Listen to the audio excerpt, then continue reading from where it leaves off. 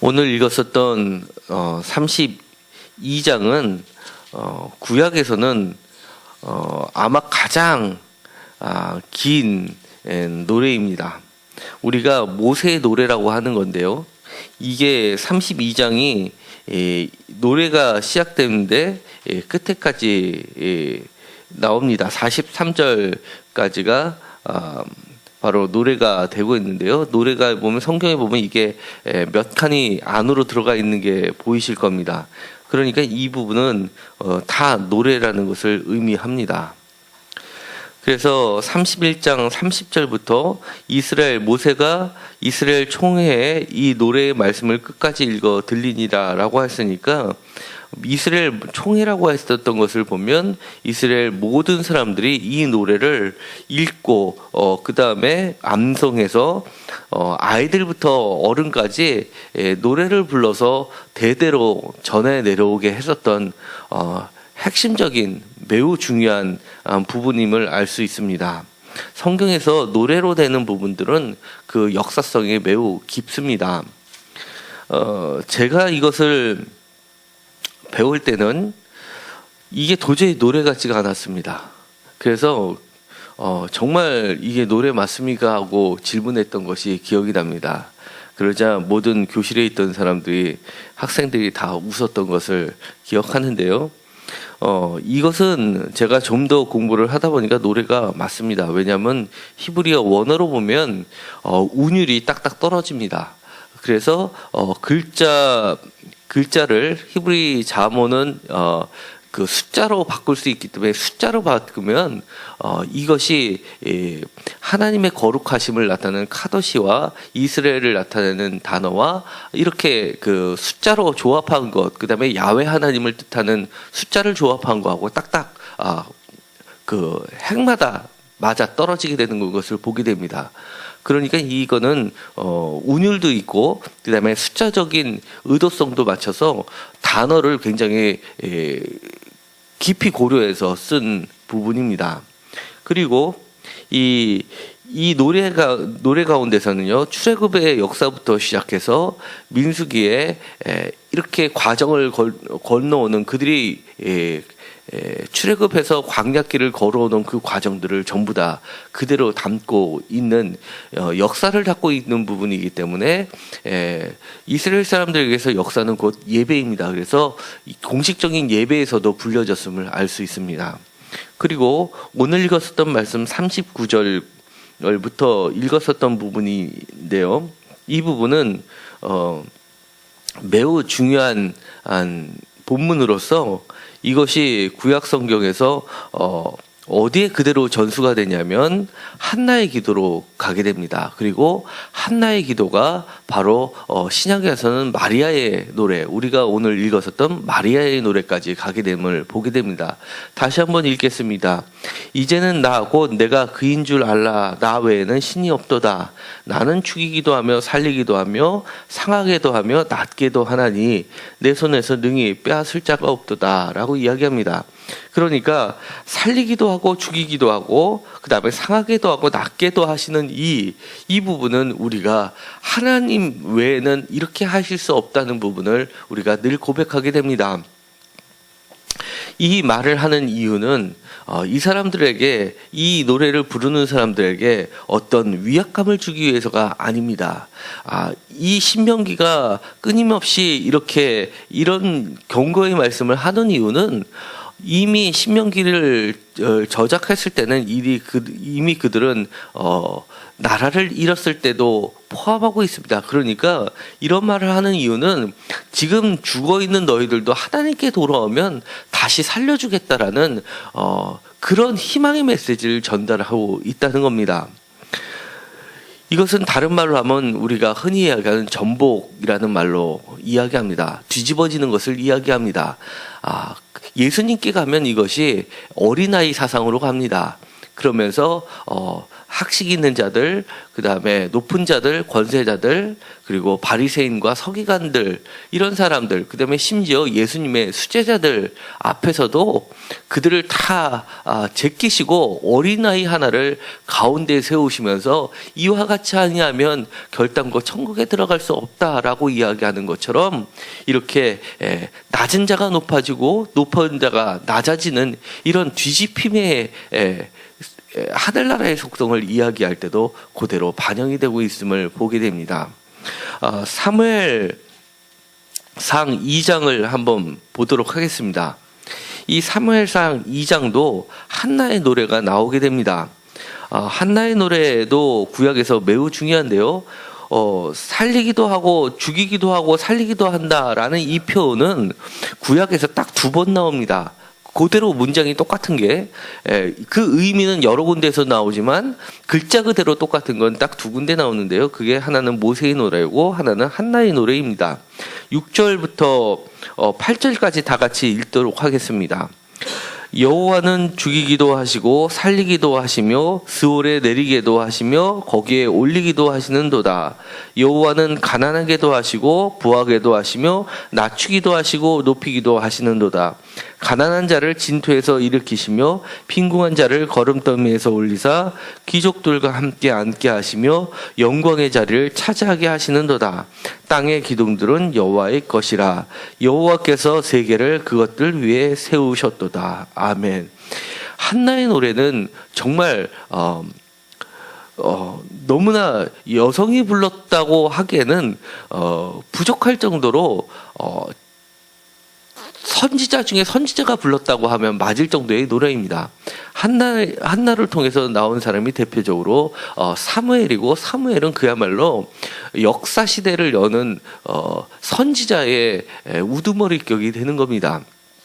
그러니까 이렇게 죽이기도 하고 살리기도 하며 그 다음에 8절에 보면 가난한 자를 진토에서 일으키시는, 그리고 또 7절에 보면 부한 자를 낮추기도 하시고 높이시기도 하고 가난한 자를 부하게도 하시는 그런 하나님, 뒤집히시는 하나님, 하나님을 경외하는 자는 넘어져도 다시금 일으켜 세우시는 하나님을 찬양한 것이 한나의 기도의 특징인데요. 이것이 바로 모세의 노래를 그대로 갖고 왔습니다. 그리고 모세의 노래가 그대로 반영된 것은 6절이지만 이것이 발전해서 8절까지 부르게 되고요. 8절의 내용이 오늘 읽었었던 누가복음 1장에 있는 마리아의 노래에 그대로 반영이 되는 겁니다. 마리아의 노래 누가복음 1장을 다시 한번 보겠습니다. 누가복음 1장입니다. 1장 52절에 보면 이렇게 노래를 합니다. 권세 있는 자들을 그 위에서 내리쳤으며 피천한 자를 높이셨고 줄이진 자를 좋은 곳으로 배불리셨으며 부자는 빈손으로 보내셨도다. 이 내용으로 발전하게 되는 겁니다. 그렇게 해서 하나님의 복음, 예수 그리스도의 복음은 이렇게 가난한 자, 낮은 자, 비천한 자로부터 시작이 됐고, 그것이 그 세상의 어떤 부보다도 가장 부해지고 가장 높아지게 되었던 것입니다. 우리가 인생을 살면서 하나님을 믿는 재미가 있다라고 표현할 때가 있습니다. 언제일까요? 저도 또한 부할 때도 있었고 가난한 때도 있었습니다. 그런데 정말 하나님을 믿는 재미가 생긴 것은 내가 정말 죽을 지경까지 내려갔는데 다시 나를 살려주셨을 때만큼 그렇게 하나님을 믿는 재미가 샘솟은 적이 없었습니다. 우리가 부할 때는요, 그것이 내 힘으로 부해지는 줄 알게 됩니다. 그리고 이 넉넉함이 계속해서 유지될 것만 같습니다. 그런데 모든 것을 잃고 바닥까지 내려갔을 때는 정말 그때도 나를 도와주고 그때도 내 주변에 있는 사람은 찾기 어렵습니다. 정말 그때는 가족 말고는 주위에 남아있는 사람이 없고요. 정말 친한 친구 몇 명 정도, 한두 명 정도만 내 주변에 남아서 있게 됨을 보게 됩니다. 그리고 그것도 믿는 친구들이 남아있는 거지 세상의 친구들이 남아있는 것은 아닙니다. 그런데 그럴 때 가장 나를 다시 한번 이렇게 세우실 분, 그분은 사실은 여호와 하나님뿐이 없다는 것을 우리는 경험적으로 경험을 하게 되고, 그것은 저뿐만이 아니라 저와 비슷한 일을 겪었던 많은 신앙의 선배들이 함께 고백하는 것입니다. 우리가 시험을 보고요, 그 결과를 하나님께 맡긴다는 것, 그것 또한 우리가 하나님을 믿는 재미에 들어가는 겁니다. 우리가 잘 보면 잘 본 대로 그렇게만 인생을 산다고 그러면 사실은 무슨 재미가 있겠습니까? 못 봐도 잘 본 사람보다도 더 하나님이 잘 되게 해주시고 바로 세워주시고, 그 다음에 하나님께서 하늘을 향하여 내 손을 들고 말하는 것, 이것은 칼을 빼드는 손의 모습을 나타내는 겁니다. 그러니까 전사 하나님의 모습을 나타내는 건데요, 하늘을 향하여 내 손을 들었다라고 하는 것은 내가 칼을 뽑아서 너의 앞길을 막는 모든 적군들을 내가 물리쳐 주시겠다라는 표현인 겁니다. 그런 하나님이 내 편이 되어주셔서 우리의 길을 다시 한번 열어주시는 하나님을 경험할 때 정말 우리가 내가 정말 이 세상에서 이처럼 좋은 보험이 어딨나라는 생각마저 들 겁니다. 그리고 하나님을 믿는 맛이 바로 이것이구나 하는 기쁨을 경험하게 될 것입니다. 정말 나 외에는 다니는 신이 없다라는 그 말이 더 이상 무엇으로 표현할까요? 우리는요, 다른 신은 우리에게 있을 수도 없습니다. 사람들은요, 많은 것에 의지합니다. 그러나 우리들은 오직 하나님만을 신이라고 고백하고, 또 하나님 외에는 전부 다 우상이라고 이야기를 합니다. 그렇게 고백하는 자들에게는 하나님께서는 언제나 우리를 살려주시는 분이라는 것을 반드시 기억하고 편안한 마음으로 감사하면서 승리하시기를 바랍니다. 시간이 나실 때마다 이 신명기 32장 전체를 한번 꼭 읽어보시기 바랍니다. 그리고 한나의 기도도 전체를 다 읽어보시고요, 그 다음에 마리아의 기도까지 함께 읽으시면 정말 기쁨이 넘침을 경험하게 될 겁니다. 기도하고 마치기로 하겠습니다.